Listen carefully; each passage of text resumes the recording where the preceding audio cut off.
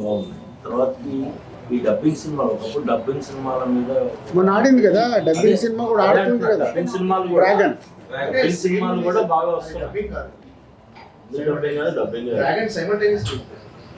Okay okay dubbing సినిమాలు వస్తుంది. Dubbing సినిమాల వల్ల తెలుగు సినిమాల పర్సంటేజ్ ఏమన్నా తగ్గుతుంది? అదేముండదు అరే, అక్కడ థియేటర్లు ఖాళీగా ఉంటే మళ్ళీ పర్సంటేజ్ అంటారంటే. మరి మా థియేటర్లలో సినిమాలు లేవు. మీరు ఇప్పుడు చిన్న సినిమా పెద్ద సినిమా థియేటర్లు ఖాళీగా పెట్టుకున్నారు. ఏ సినిమా వచ్చినా వేయడానికి ఎగ్జిబిటర్స్ రెడీగా ఉన్నారు. సినిమా రిలీజ్ చేయడము, థియేటర్లు ఇవ్వడం కాదు, ప్రేక్షకుల్ని థియేటర్కి తీసుకురావడం ఎలా, అది ఇంపార్టెంట్. ఇందాక నువ్వు అడిగిన క్వశ్చన్లో ఉంది. 2025 సంక్రాంతి తర్వాత మీ ఆలోచన ధోరణిలో ఏమైనా మార్పు వచ్చిందా? ఎలాంటి సినిమాలు తీయాలని మీరు ఏమైనా బంధాలను మార్చుకుంటున్నారా?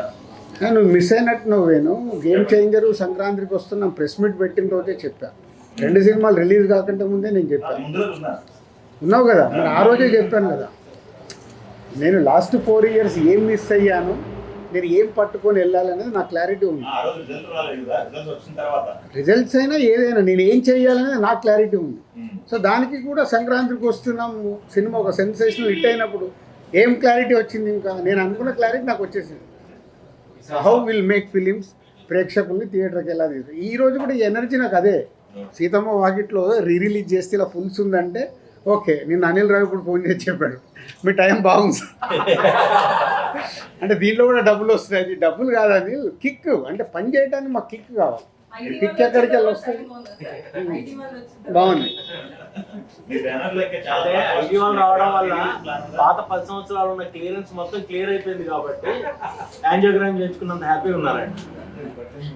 ఈ సమ్మర్ పెద్ద సినిమాలు ఏం లేవు కదా సార్? ఎందుకు లేవా?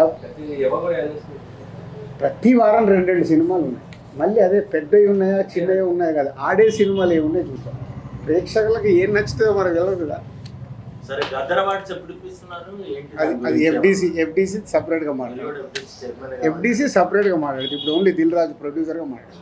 సార్, అయితే పైరసీ మీద మనకి గేమ్ చేంజర్ కావచ్చు, తండ్రి కావచ్చు, ఇంత ఎఫెక్ట్ అయింది. ఎవరిని అడిగినా కలుస్తాం అంటున్నారు. టాలీవుడ్ టాప్ మోస్ట్ ప్రొడ్యూసర్స్ ఎవరు ఒక మీటింగ్ కనీసం పెట్టుకోలేదు సార్, ఇంత ఎఫెక్ట్ అవుతున్నప్పుడు. అది ప్రొడ్యూసర్స్ అందరికి అడగాలి. వాళ్ళు అడిగాం సార్, నేను బన్నీవాస్ గారు ఏమన్నారు? అంటారు అంతే. అరవింద్ గారు కూడా ఆ రోజు అదే చెప్పారు. ఇక్కడ ప్రాబ్లం అదే. ఆ వారం రిలీజ్ అయిన వాళ్ళకే నొప్పి, తర్వాత పెద్ద పట్టించుకోరు. మా సినిమా ఫీల్డ్లో ఉన్న మా బ్యాడ్ అదొకటే. కలిస్తే చాలా మార్చుకుంటూ రావచ్చు. కలవటానికి ఏంటంటే ఎవ్రీ ఫ్రైడే వాళ్ళ పెయిన్, ఆ ఫ్రైడే సాటర్డే సండే అయిపోగానే మళ్ళీ మండే నుంచి కొత్త షూటింగ్ ఏంటి, కొత్త సినిమా ఏంటి, దాంట్లో పడిపోతారు. పక్కోడేమో ఈ సినిమా రిలీజ్ అయిందా, ఎలా ఉంది టాకు, ఇలా ఫ్రైడే సాటర్డే సండే, అరే హెచ్డి ప్రింట్ వచ్చిందా, అయ్యో ఎట్లా, మరి మన సినిమాకి ఎట్లా, ఆ రోజు పడుకొని లేస్తే వాళ్ళు మర్చిపోతారు.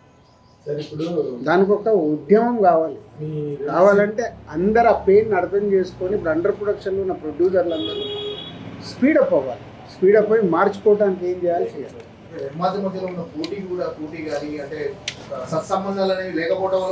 సంబంధాలు అద్భుతంగా ఉంటాయి. సంబంధాలకు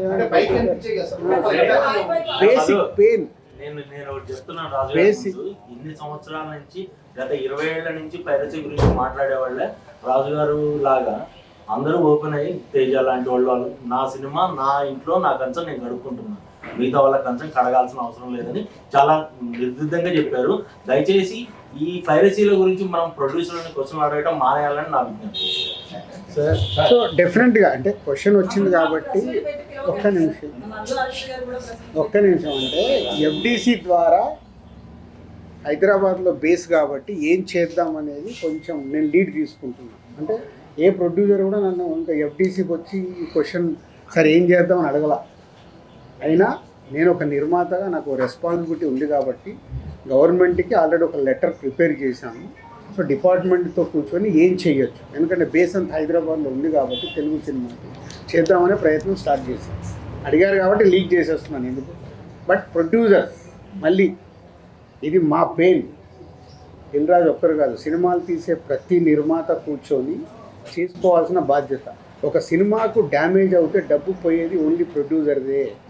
ఆ ప్రొడ్యూసర్స్ ఎందుకు తేరుకోవట్లేదు అర్థం కావట్లేదు. హీరోకి ఎఫెక్ట్ అవ్వదు, డైరెక్టర్కి ఎఫెక్ట్ అవ్వదు. సినిమా రిలీజ్ అయ్యాక వాళ్ళ రెమ్యునరేషన్లకు ఎఫెక్ట్ అవ్వదు, నెక్స్ట్ సినిమాలకు వెళ్ళిపోతారు. డ్యామేజ్ జరుగుతుంది ఓన్లీ ప్రొడ్యూసర్. కానీ ఆ ప్రొడ్యూసర్లు ఎందుకు మేలుకోరు అర్థం కాదు.